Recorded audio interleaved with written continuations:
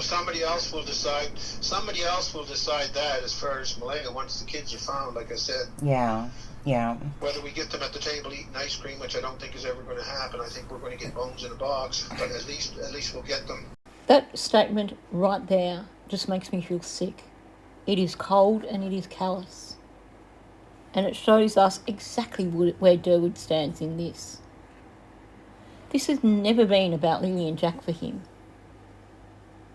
He has no emotional connection to these children. There's no compassion here. And I can't help thinking that Derwood is basically ticking all the boxes for Dark Triad. So if you're not familiar with the Dark Triad personality, and this is usually the sort of personality that you're going to see in people who are responsible for multiple unaliving kind of things. But these are people that you really don't want to be around. So your Dark Triad in a personality is psychopathy, narcissism, and Machiavellism, which I can never say properly, but you know what I'm talking about. That is your manipulative personality type. And I think you know by now what narcissism and psychopathy are. He's ticking the boxes for all of them right now, which is really disturbing. But that to me suggests that he's definitely in this for himself, not for Daniel. I'm not suggesting that he had anything to do with what actually occurred, but I am questioning if maybe he was part of the cover-up afterwards. Particularly given that his timeline in terms of when he became involved changes quite a lot.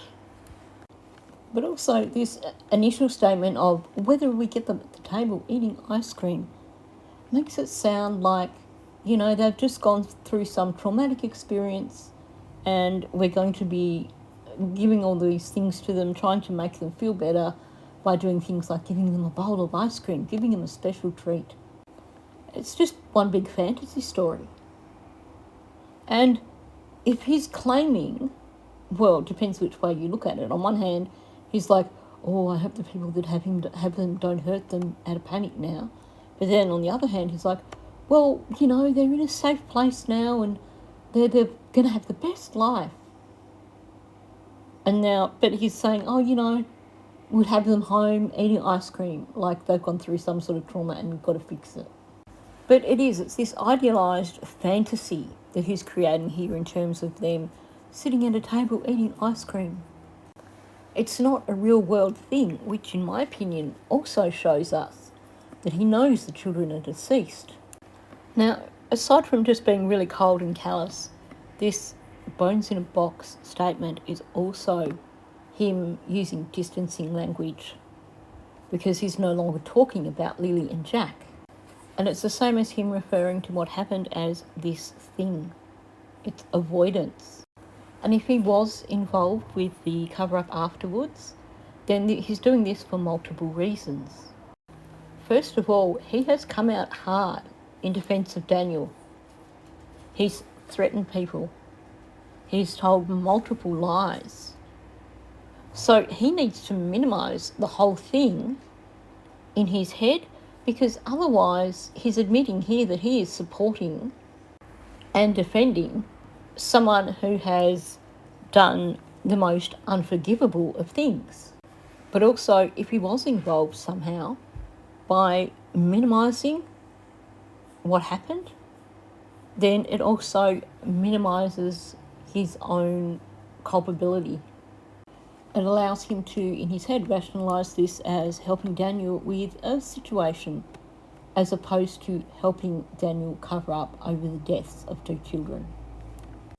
And that comment, well, at least we'll get them, sounds so flippant. Like in his mind, it won't matter that they're just bones in a box because at least we'll get them. And honestly, I don't know how this guy sleeps at night. Because for me, just making that statement, it turns my stomach. I mean, these are 2 beautiful children. 4 and 6, they're still babies. And yet, Darren is just so flippant about it, so callous. I will come back to the statement about Malaya in just a moment where he's saying somebody else will decide.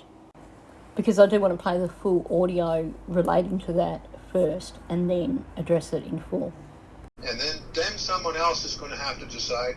I think we can take care of Daniel when that happens, but then something else is going to decide what happens with Malaya, because I'll certainly help Malaya all I can, but I will walk away from the punishment. But I will not put punishment on Malaya.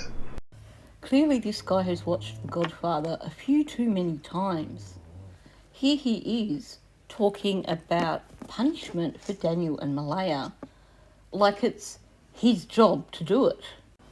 First up, he has essentially made a direct threat against Daniel, saying, I think we can take care of Daniel when that happens. It's like he's either forgotten the RCMP exists or he believes that it's up to him to organise justice. Because, of course, he thinks he's some sort of mob boss. So first up, what exactly is he claiming that he's going to do to Daniel? And who's this other person that's apparently going to decide what happens with Malaya? I mean, this is a big statement here. I'll certainly help Malaya all I can, but I'll walk away from the punishment. But I will not put punishment on Malaya. So this is clearly something that he's rehearsed in his head. I don't know if he's said it to someone else, but he's definitely rehearsed it in his head. Note the absence of contractions when he's saying, I will not put punishment on Malaya. He's not saying I won't, but he's using the more formal form. Now, I do wonder if maybe this is something he's written out previously, because while the guy has got several years on me, I know in Australia, from my generation, when I was going through school, we were taught that when you are writing a formal piece, that you do not use contractions.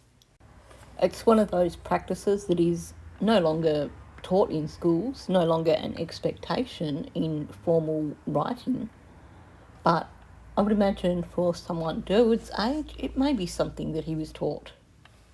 But this is just grandiose statements for the purpose of creating an image of himself. He's trying to convince Sonny that he's the all-controlling, all-seeing guy and that he's going to do all these things for Jack and Lily. And of course, it's also one of his classic strategies, the claiming that he's going to take action on something that he's just discovered, because then that validates the claim that he's making.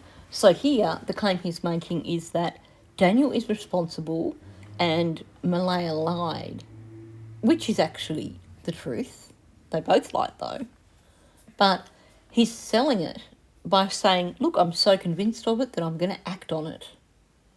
I'm going to, when all this comes down, I'm going to be the person that makes sure that Daniel is punished, and I'm going to get someone else to make sure they punish Malaya.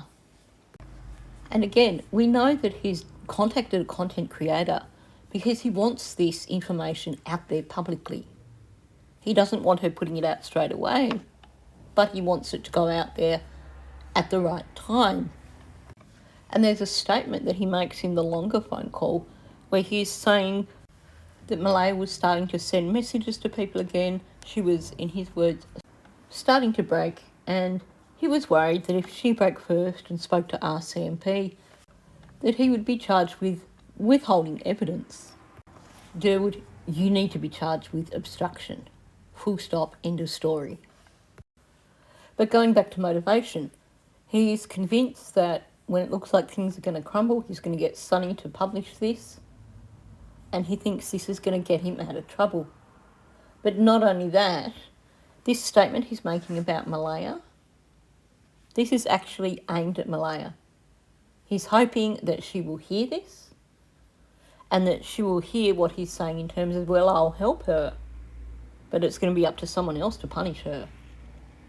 What he is essentially saying, if you talk to me, I might be able to get you out of this. If you don't talk to me, it's out of my hands.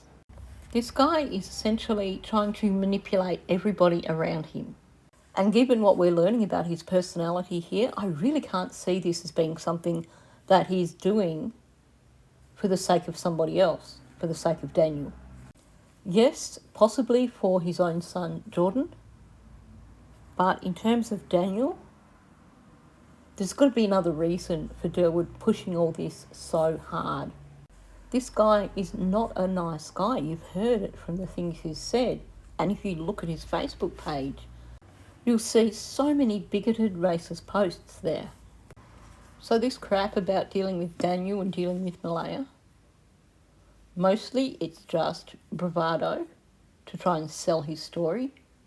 But I do believe that part of it is intended for Malaya's ears.